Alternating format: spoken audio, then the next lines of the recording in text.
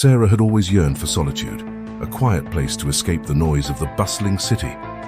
When she stumbled upon the old house on Hollow Hill, she felt a sense of serenity wash over her. It was a charming, albeit eerie, two-story abode, surrounded by thick woods that rustled in the wind like murmuring secrets. Sarah, with her raven hair and piercing green eyes, was instantly captivated. As she moved in, the real estate agent briefly mentioned the tragic history of the house, a footnote almost lost in the excitement of her new beginning.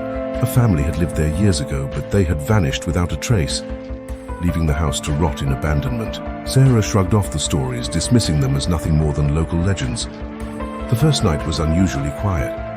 The house felt heavy with history, and she sensed a subtle unease, but she attributed it to the stress of moving. Lying in bed, surrounded by shadows, she heard strange noises outside, like whispers carried by the breeze. Goosebumps prickled her skin as she listened, her heart racing in the darkness. Uneasy dreams plagued her sleep, foreshadowing the unsettling days to come. The second night in the old house on Hollow Hill was no less disconcerting. Sarah's sense of unease grew as she settled in for the evening. She had unpacked her essentials, but the unfamiliar creaks and groans of the house seemed to echo with secrets. Lying in bed, she tried to shake off her unease and let exhaustion overtake her. The room was cast in an eerie, pale moonlight, and the shadows danced, creating eerie shapes on the walls. The wind outside howled, causing the trees to scrape against the window panes like skeletal fingers seeking entry. Sarah's sleep was fitful at best, as she repeatedly awoke to odd sounds that seemed to emanate from the depths of the house. Muffled footsteps echoed in the hallway, and the floorboards seemed to groan in protest, as though the very foundation of the house were alive. She checked her phone, 3:33 a.m. She couldn't shake the feeling that something was watching her, something unseen but malevolent.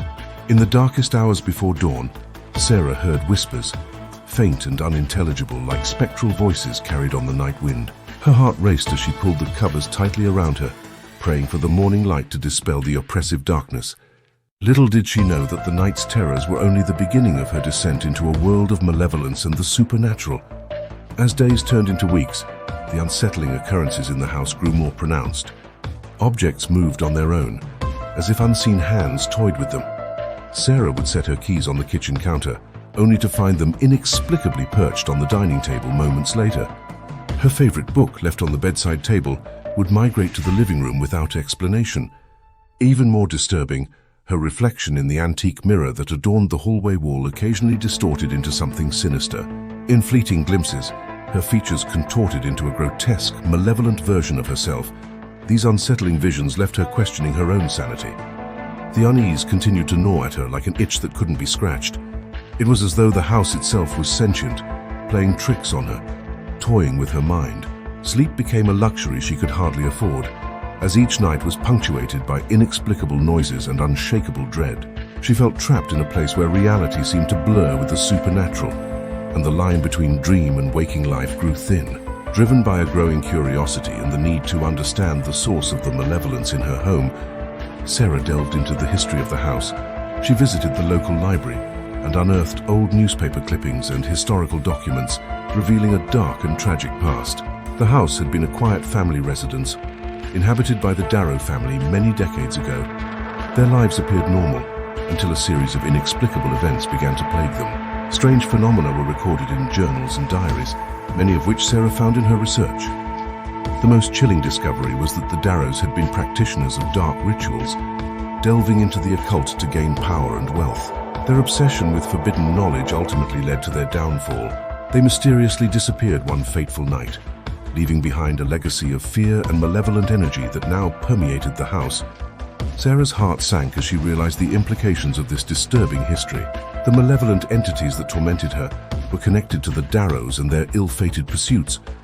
The house had become a vessel for their lingering spirits, and she was now ensnared in their sinister legacy. The weight of this revelation pressed upon her, and she knew that to find peace, she would have to confront the dark forces that still dwelled within the house.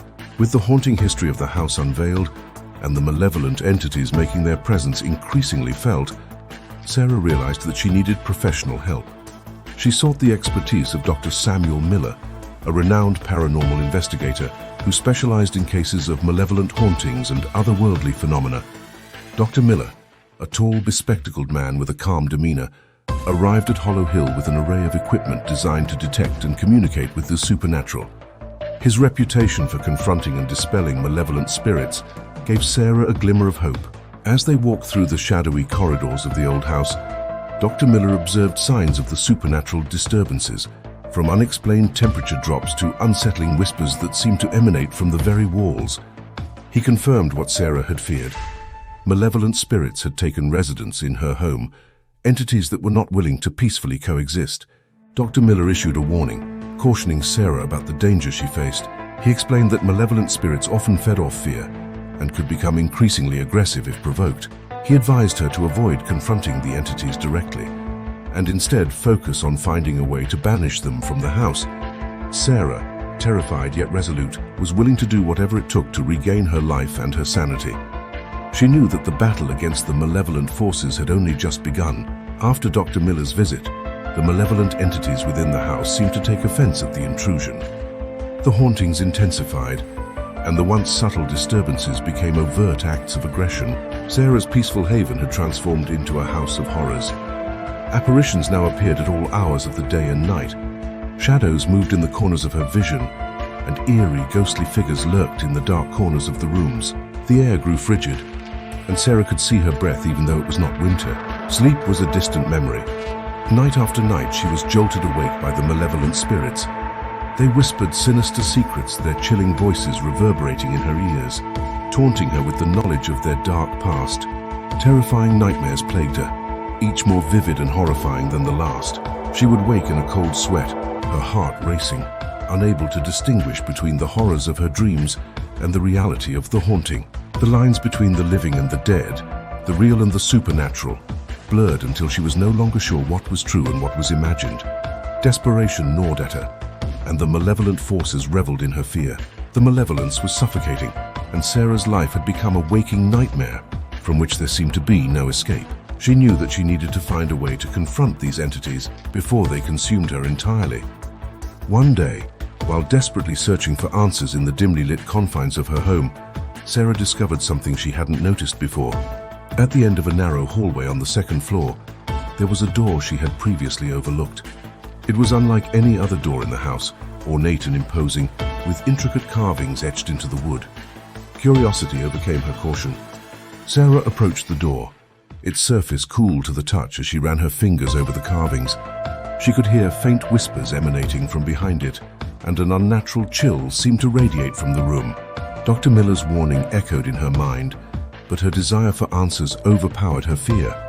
She turned the antique doorknob, and with a creak, the door swung open to reveal a room bathed in an eerie, otherworldly light. The air felt charged with malevolence, and she hesitated on the threshold. In the center of the room, an ancient, ornate mirror stood, its surface shimmering like a pool of liquid darkness. The whispering voices grew louder, their words indistinct yet filled with menace. Sarah's reflection in the mirror began to distort, contorting into a grotesque and malevolent version of herself. She stumbled backward, slamming the door shut and locking it. But the chilling whispers persisted, now louder and more malevolent than ever. The room was a gateway to something beyond her comprehension, and Sarah had unwittingly unleashed a greater evil by opening that forbidden door. It was a mistake she couldn't undo, and it plunged her deeper into the heart of the malevolent forces that now besieged her life. With the forbidden room now unlocked, Sarah's world spiraled further into a nightmarish descent. The malevolent entity she had unwittingly unleashed seemed to revel in its newfound freedom. It no longer confined itself to haunting her from the shadows. It became a relentless, ever-present presence in her life. The entity manifested itself in terrifying ways. Sarah would wake to find her bedroom cloaked in an unnatural blood-red fog, where ghostly figures danced and whispered. The walls themselves seemed to bleed dark, viscous liquid. The grotesque reflection in the mirror became a constant companion, its distorted features taunting her. The entity began to communicate with Sarah, its voice a cacophony of eerie, incoherent whispers.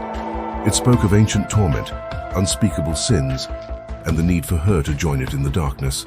It projected vivid, gruesome visions into her mind, forcing her to relive the darkest moments of the house's history. Sarah's physical and mental health deteriorated rapidly. She was tormented day and night, unable to escape the clutches of the malevolent entity. Isolation became her only solace as she withdrew from the world, consumed by fear and despair. Her life had become a waking nightmare, and as the malevolent force grew stronger, Sarah realized that she could no longer endure this relentless torment. She knew that if she didn't find a way to confront and banish the entity, it would consume her entirely. The final confrontation with the malevolent forces was imminent, and her fate hung in the balance. As the malevolent entity's grip on Sarah tightened, her mental state deteriorated at an alarming rate. Sleep was but a distant memory, and even the briefest moments of respite were shattered by relentless nightmares. The line between the real world and the supernatural became so blurred that she often couldn't distinguish between the two. Paranoia festered within her like a disease. Every shadow, every creak of the floor became a potential harbinger of terror. The malevolent entity reveled in her fear, whispering chilling promises of pain and suffering, trying to break her spirit. She grew increasingly isolated, pushing away any friends or family who attempted to offer help. The weight of the malevolent presence in her life was a burden she couldn't share. Her once vibrant spirit was now consumed by dread, and her once keen mind was muddled by the constant onslaught of supernatural horrors. As the days turned into endless nights, Sarah's world became a house of mirrors, each one reflecting a distorted, terrifying reality. She felt herself teetering on the edge of madness, knowing that if she didn't find a way to confront the malevolent forces soon, she might lose herself entirely to the darkness that now surrounded her. The moment of reckoning drew closer, and her sanity hung by a thread. Realizing that her only chance of survival lay in confronting the malevolent entity head-on, Sarah gathered the remnants of her courage. The house, once a refuge, had transformed into a chamber of unspeakable horrors, and she knew that she could no longer hide from the malevolent force. With Dr. Miller's guidance and the knowledge she had acquired about the house's history, Sarah devised a plan to banish the malevolent entity. Armed with incense, protective symbols, and an old grimoire she had found hidden away in the attic, they set out to perform a dangerous ritual. The ritual was fraught with peril, the air heavy with tension. As they chanted ancient incantations and summoned protective forces, the malevolent entity fought back with a fury that shook the very foundations of the house. Objects levitated, and the walls seemed to bleed dark ichor. But Sarah and Dr. Miller pressed on, their determination unwavering. The final moments of the ritual were a harrowing battle, the malevolent entity manifesting in a terrifying otherworldly form. But through sheer will and a desperate need to free herself from the horrors that had besieged her life, Sarah and Dr. Miller succeeded in sealing the malevolent force away. The house fell eerily silent, the malevolence dispelled, leaving behind an overwhelming sense of emptiness and a lingering feeling of dread. Sarah, battered and drained, knew that the battle was over, but not without sacrifices. Dr. Miller, weakened by the encounter, had paid a heavy price for helping Sarah confront the malevolent entity. He assured her that the house was now free of its malevolent past, but he would never be the same. With a final warning to leave the house behind, he departed, leaving Sarah to pick up the pieces of her shattered life. The haunting was finally over, but Sarah's world had been forever altered by the horrors she had faced. She knew she had to leave Hollow Hill and try to find peace and sanity elsewhere, haunted by the memories of the malevolent entity that had tormented her. With the malevolent entity's relentless assaults, Sarah had reached the brink of despair. Dr. Miller's guidance provided a glimmer of hope and a plan to confront the malevolent force that had haunted her. The time had come to perform the dangerous ritual that would banish the entity from her life. In the dimly lit haunted house, Sarah and Dr. Miller prepared for the ritual. They lit incense, drew protective symbols on the walls, and surrounded themselves with ancient relics and mystic artifacts. The air was heavy with tension, and the atmosphere crackled with an eerie energy. Chanting ancient incantations, they called upon the forces of light and protection to aid them in their battle against the malevolent entity. The ritual unleashed a torrent of supernatural energy, causing the house to shudder and objects to levitate in defiance of gravity. The walls oozed dark, malevolent energy, and Sarah's heart pounded with fear. The malevolent entity, aware of the threat to its existence, manifested in a terrifying otherworldly form.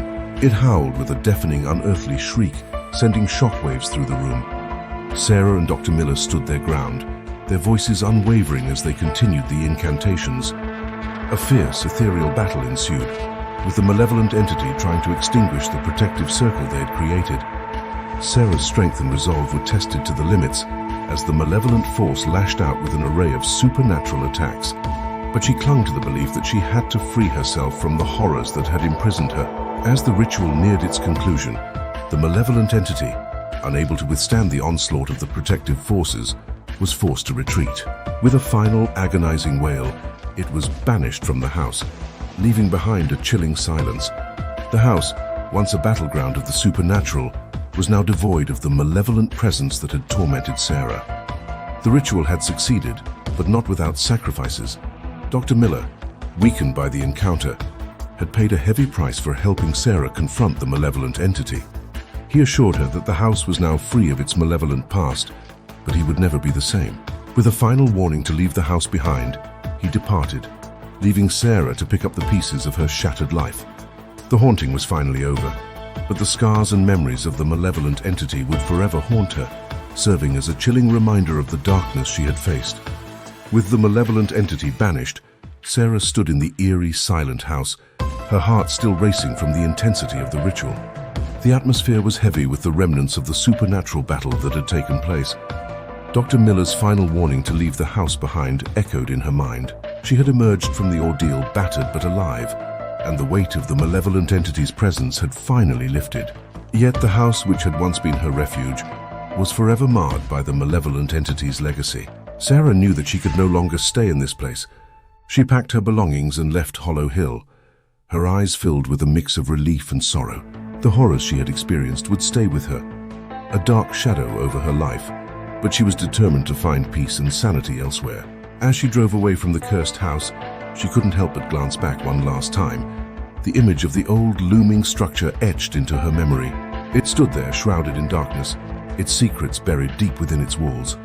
Sarah's life had been forever altered by the malevolent entity that had tormented her, and she knew that she would carry the chilling memories of her haunted past with her as she embarked on a new chapter. The haunting was finally over, but its scars would be a constant reminder of the horrors she had faced, a testament to the enduring legacy of malevolence and the supernatural.